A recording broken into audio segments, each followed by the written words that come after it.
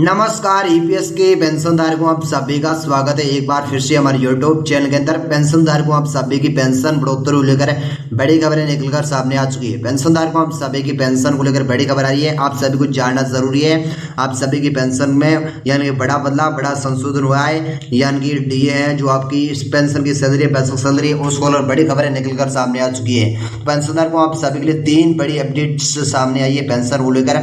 आप सभी को यानी कि बता दूं कि ईपीओ अपडेट ने यानी कि बदले नियम। अगर आप भी ईपीओ के मेंबर है तो जान लें ये नए नियम। इसको पहली बड़ी खबर आ रही है। दूसरी बड़ी खबर ये कि 7वें कमीशन बजट से पहले सरकारी कर्मचारी को तोहफा 25% बढ़ जाएंगे, ये 13 भत्ते मिलेगी ज्यादा सैलरी। और तीसरी बड़ी खबर ये कि डीए 2024 त्योहारों से पहले मिलेगी सौगात महंगाई भत्ते को लेकर कर्मचारी कैबिनेट पर यानी कि नजर। इसको तीसरी बड़ी खबर आ चुकी है। तो पेंशनधारक को आप सभी यहाँ पर 3 बड़ी खबरें निकलकर सामने आ चुकी है। पेंशनधारक को आप सभी को पूरी जानकारी दी जाएगी। उससे पहले इस वीडियो को लाइक, चैनल को सब्सक्राइब करके वीडियो को भी शेयर जरूर कर लीजिए। चलिए दोस्तों वीडियो को करते हैं स्टार्ट, खबरों का करते हैं सिलसिला शुरू। तो पेंशनधारक को पहली बड़ी खबर तो हम आप सभी को बता देते हैं कि ईपीओ अपडेट, ईपीओ ने यानी कौन कौन से नियम बदले हैं। अगर आप भी ईपीएफओ के मेंबर है तो पेंशनर्स है तो जान लीजिए नए नियम ईपीओ के यानी कि पेंशन जुड़ी।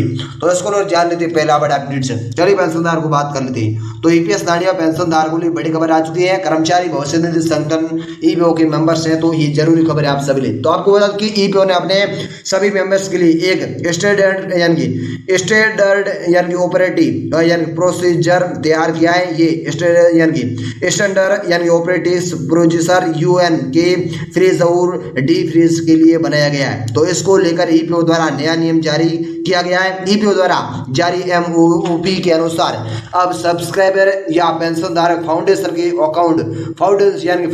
को अकाउंट वेरीफाई करने में 14 दिन से अधिक समय यानी कि आप सभी को मिलेगा। इसको बड़ी खबर सामने आ चुकी है देश भर के लाखों पेंशन में बोली।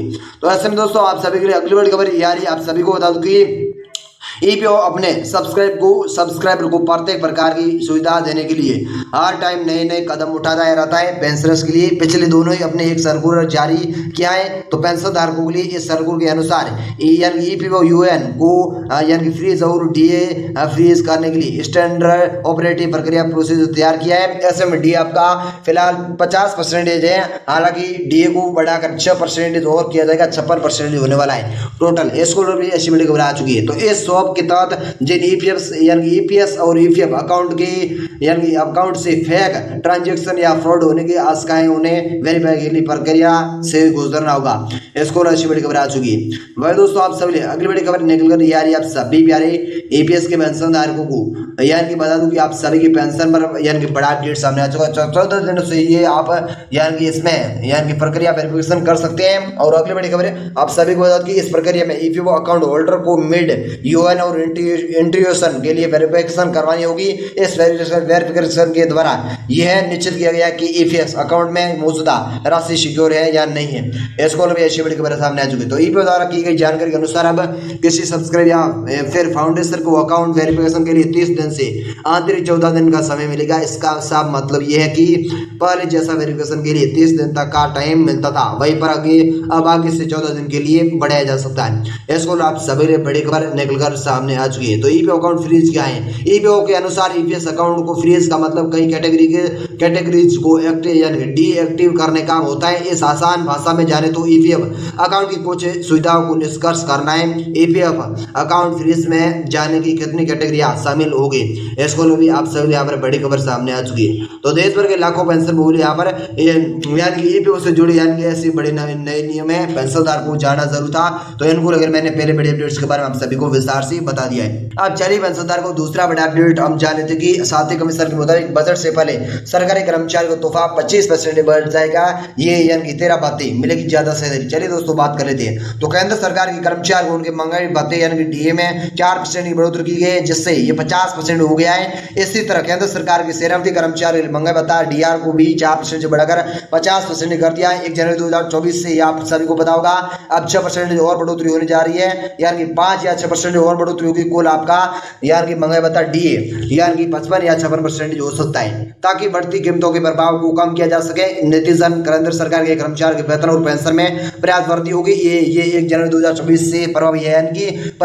यानी कि लागू है, कहने का मतलब है। कार्मिक और प्रशिक्षण विभाग ने 4 जुलाई 2024 को जारी सर्कुलर के अनुसार विभाग डीओपीटी द्वारा पिछले दिनों जारी किए गए निम्नलिखित आदेशों की ओर से ध्यान आकर्षित किया जाता है और अनुरोध किया जाता है कि 1/1/2024 से महंगाई भत्ते में 4% बढ़ोतरी करके 50% करने भत्तों का भुगतान किया जाएगा। वही पे जहाँ लागू हो वह 1/1/2024 से मौजूदा दर पर 25% की बढ़ी हुई यानी कि दरों पर किया जा सकता है। ऐसे में हम आपको महंगाई भत्ते की 50% तक पहुंचने पर कौन कौन से भत्ते यानी कि बढ़ जाएंगे उसके बारे में बताने जा रही है। तो यानी कि बढ़ जाएंगे ये भत्ते आप सभी बता दो कि डीए 50% तक पहुंचने पर ये 13 पार्ट यानी कि पढ़ने पर आपकी सैलरी में बढ़ोतरी के साथ पहले की सैलरी से बड़ा अंतर देखने को मिल सकता है। तो पहला ये है कि अवसर अलाउंस एचआरए का मकान किराया भत्ता इसमें बढ़ोतरी होगी। दूसरा है हॉस्टल सब्सिडी, तीसरा है ट्रांसफर डीए, चौथा है बच्चों का एजुकेशन अलाउंस, पांचवा है बच्चों की देखभाल के लिए स्पेशल अलाउंस यानी कि, और छठा है ड्रेस भत्ता, और सातवां है ग्रेच्युटी लिमिट, आठवां है यानी कि दैनिक भत्ता, और नौवां है स्वयं के ट्रांसपोर्ट के लिए माइलेज भत्ता, और 10वां है भौगोलिक आधारित भत्ते, 11वां है विकलांग यानी कि विकलांग महिलाओं के लिए, बच्चों के लिए विशेष भत्ता, और 12वां है ड्यूटी यानी ड्यूटी भत्ता, और 13वां है प्रतिनियुक्ति ड्यूटी भत्ता। स्कॉलर एज यानी कि 13 आप सभी यहाँ पर यानी कि बढ़ जाएंगे ये 13 भत्ते यानी कि पेंशन से और महंगाई भत्ते से जुड़े नियम है। चलिए दोस्तों आप सभी यानी कि महंगाई भत्ता क्या है इसको और बात कर लेते हैं। तो प्यारे पेंशनदार को आप सभी को ये थोड़ी सी जानकारी बता देता हूँ, आपका महंगाई भत्ता डीए क्या काम करता है। तो महंगाई भत्ता सरकारी कर्मचारी और पेंशन भोगियों के वेतन का एक घटक है। इससे सरकारी कर्मचारी को बढ़ती महंगाई भत्ते से निपटने में मदद करने के लिए पेश किया जाता है। यह भत्ता बढ़ती कीमतों के खिलाफ एक बम्पर के रूप में कार्य करता है, जिससे सरकारी कर्मचारी पेंशन भोगियों के हाथ में आने वाले वेतन में प्रभावित रूप से वृद्धि होती है। तो केंद्र सरकार द्वारा जनवरी और जुलाई में साल में 2 बार डीए की समीक्षा की जाती है।